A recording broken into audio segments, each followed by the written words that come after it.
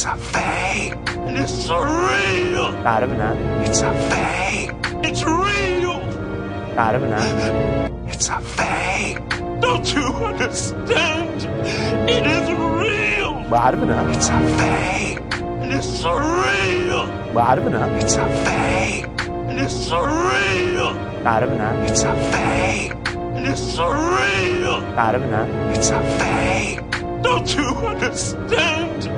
It is real. I don't know. It's a fake. It's real. I don't know. It's a fake. It's real. I don't know. It's a fake. It's real. I don't know. It's a fake. It's real. I don't know.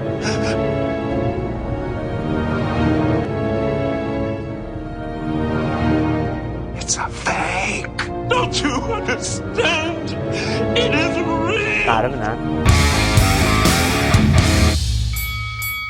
I'm King Ross, you're my loyal subjects, and because of my massive potty mouth, there has been bare complaints about swearing in WTF Moments videos from management here at WhatCulture.com. Because of this, and because I'd like my job and I want to keep it for a long, long time, this episode of WTF Moments from WWE RAW will be a family-friendly edition. No swearing, clean as a whistle, fun for all the family. So let's get cracking with the knacking.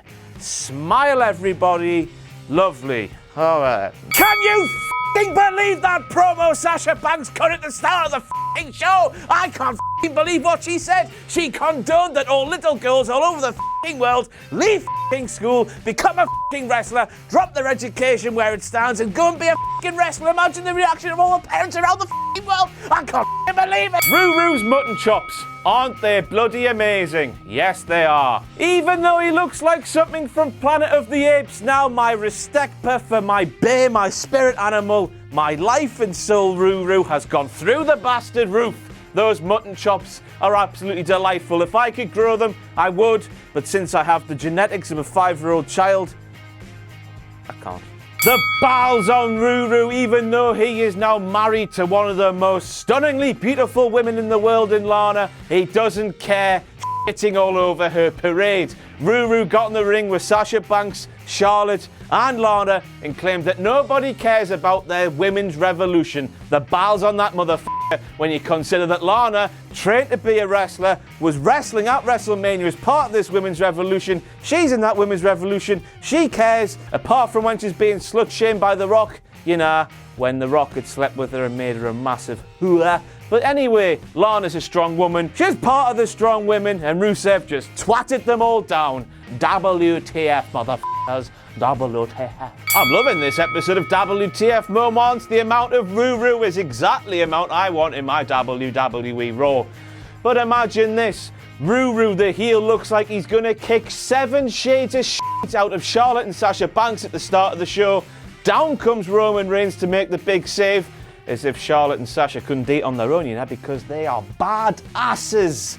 But then Roman is still booed. Yes, we all thought we were going to see a man kick the out of women. Roman comes down for the save. He still booed the out of WTF. He can't do anything right, can he? You wet-head Samoan dick. It was nice to see you actually out there. I'm surprised your willy wasn't in Vince McMahon's mouth, meaning you couldn't go anywhere. Ooh! Staying with Ruru, we're on to Lana now. She said that Hell in a Cell matches are for true men like her bae, like my bae, like your bae, like Haram bae, Ruru. Yes, even though she was part of that Divas Revolution, she shits all over it as well. She saw Ruru having a whale of a time putting down dem women, so she did it as well. Nobody knows what their mantra in life is anymore, do they? They're all f***ing confused. I don't know what's happening anymore. Right then, me pop shield's just fallen off. You know that thing that protects the P's, the severity of the P and the B and the People were gorging on the bootios that had been in Big E's tights that had been touching the big ending. People were gorging on the bootios that had been in Big E's tights that were touching the big ending. People were gorging on the bootios that had been in Big E's tights that had been touching the big ending. Big E's ball sweat, I'll have your bootios. Oh, then you did mention the Bosch brothers, those men, those steroidy men getting mentioned on a wrestling show. A wrestling show that definitely doesn't have any steroidy men on, even though there are rumors that steroidy men do make the WWE their home. Steroids. Oh. New Day pushing those PG boundaries once again when Big E called Cesaro thick AF. Now, children out there on this family-friendly edition of WTF Moments, if you don't know what thick AF means, the AF part means as f***. Cesaro is a thick man. He has the girth. Maybe twice. He's definitely got the torso girth. He might have girth around his... He doesn't normally f***ing do that now, does he? WTF. So Michael Cole said Mick Foley's Hell in a Cell address was coming next. We came back from the ad break to see the cruiserweights in the ring. It looks like the person who sorted out the card for No Mercy, where every match was just put in there randomly, like picked from a hat, or you spin the globe and you pick like at your holiday to Iran. There we are, you did it wrong. Order was wrong. WTF with the W meaning where this time is Noam Dar. WCPW's Noam Dar, who's advertised for the cruiserweight division at the start. And now we've got people like Sin Cara, people who weren't even advertised for the division at the start of it. They've made their debuts before he has. They're just burying him because he's from WCPW, aren't they? Because we are where the big boys play. I like the way Noam does that, you know, you go, Of course, with WWE 2K17 hitting the shelves today, WWE RAW last night was littered with WWE 2K17 references. The biggest one of all, no, not Brock Lesnar, no, not Goldberg, Cammy Fields. Doesn't she look like the default creative superstar before you've done anything to them? Miraculous, look incredible. Games come to life, amazing. Science, technology, f***ing hell. Michael James Cuthbert Foley. Is that his real name? I don't give a f***. The checkered suit, I understand it. It looks snazzy. But the half-gelled hair? WTF. The Welsh tie with all the Welsh flags on? Is he a fan of WCPW's Nixon Newell? WTF's he got that on for? I don't f***ing know. So it's confirmed Sasha versus Charlotte inside Hell in a Cell at Hell in a Cell. The first time two women will wrestle inside Hell in a Cell. But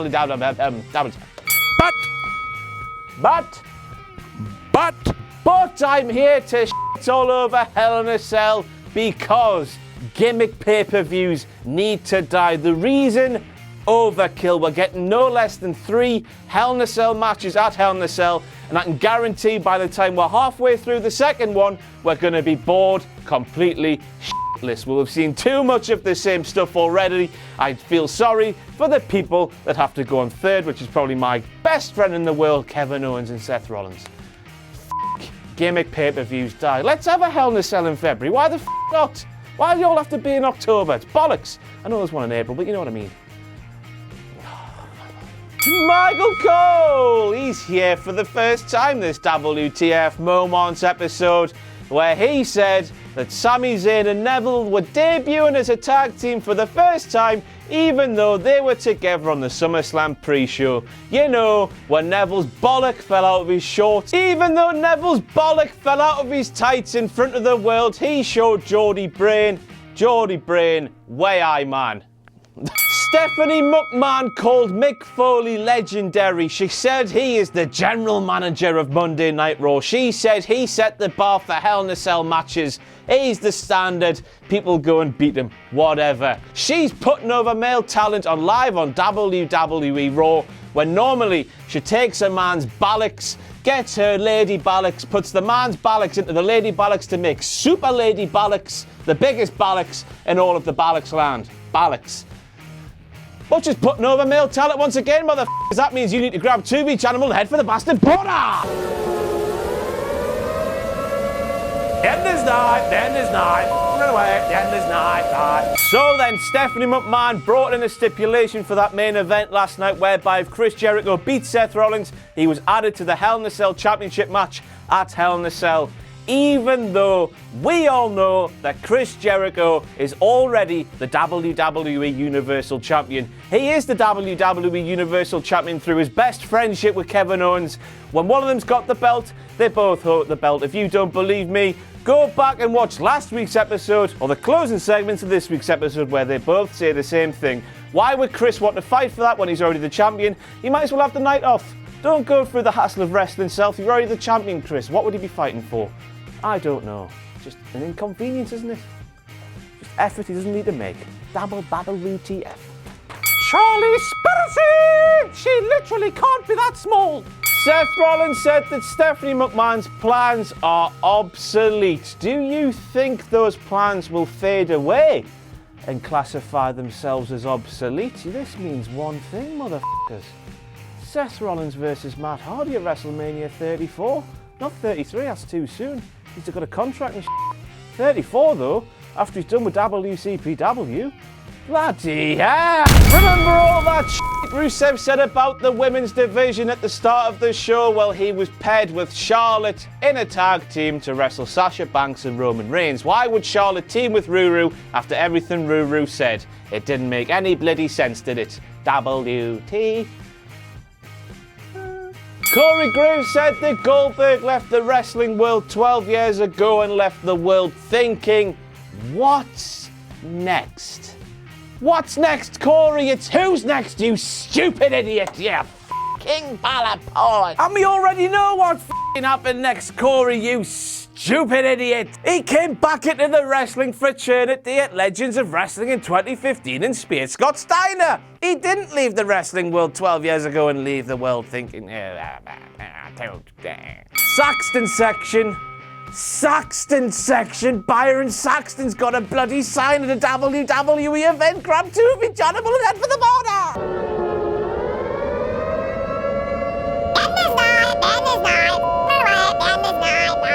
Braun Strowman demanded that Mick Foley handed him more competition on last week's WWE RAW, and that's what he got right there. The hippie cousin of Sami Zayn. And Tyler Breeze if he went to the tanning salon and got 2 3s on each side.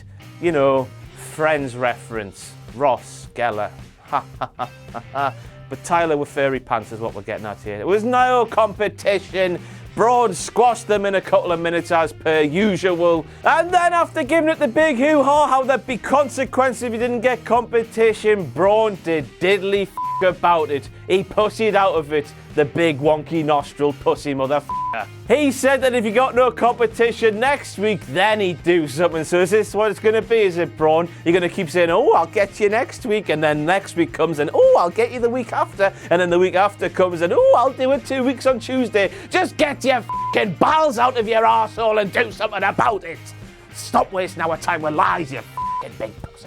Michael Cole rightly made a big hoo-ha about that gnarly arse drop kick that Braun Strowman did. After the match had finished, they were going through the replays and Michael was going, ooh, I can't wait to talk about the big drop kick, but they never came. Kevin Dunn showed the big front face and chokeslam instead. Michael was blue-balled. This means one thing, motherfuckers. Kevin Dunn was still tripping balls from that acid he took over the weekend.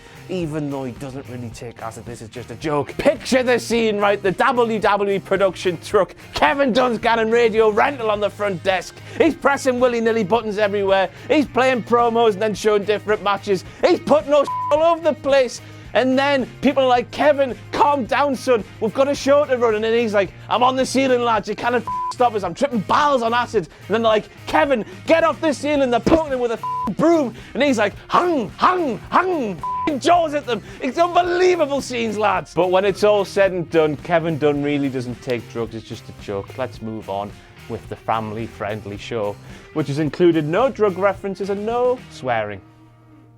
Are we really supposed to believe that Michael Cole and Corey Graves away from work in time spend time together playing WWE 2K games, having tournaments, having a good time? I just can't picture Corey Graves taking time out of his schedule away from the wrestling business and spending it with Michael Cole.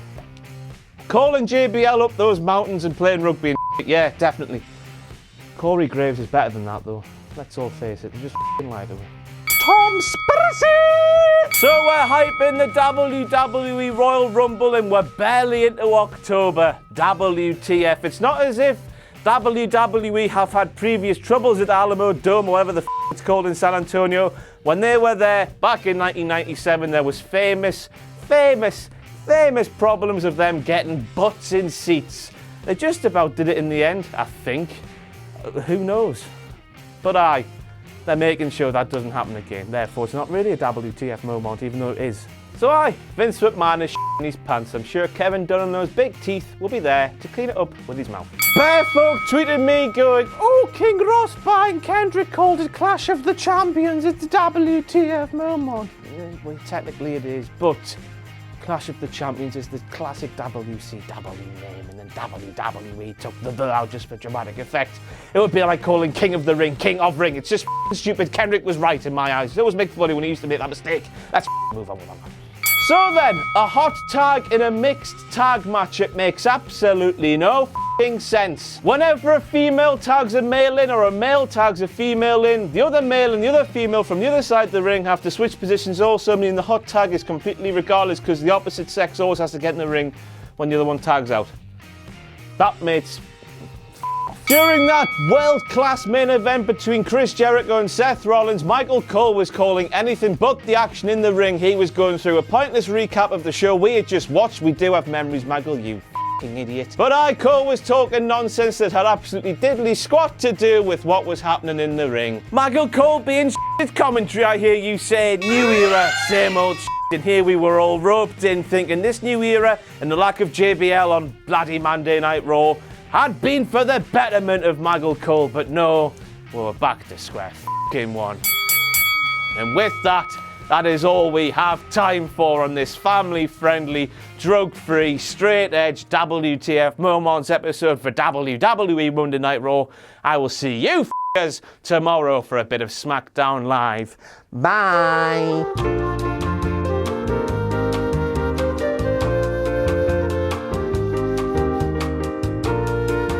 Remember when WhatCulture did a magazine called Wrestling? We're doing another one called Wrestling. Issue 2 will feature a career retrospective on Brock Lesnar and an interview with Paul Heyman. It'll feature another How WWE Should Have book written by this sexual modern stallion. There'll be all the usual top quality articles and artwork, as well as a top 50 list of the greatest SummerSlam moments of all time. Like last time, you can pre-order and buy your own copy in the link below at shop.whatculture.com. Order now to enjoy issue 2 of Wrestling.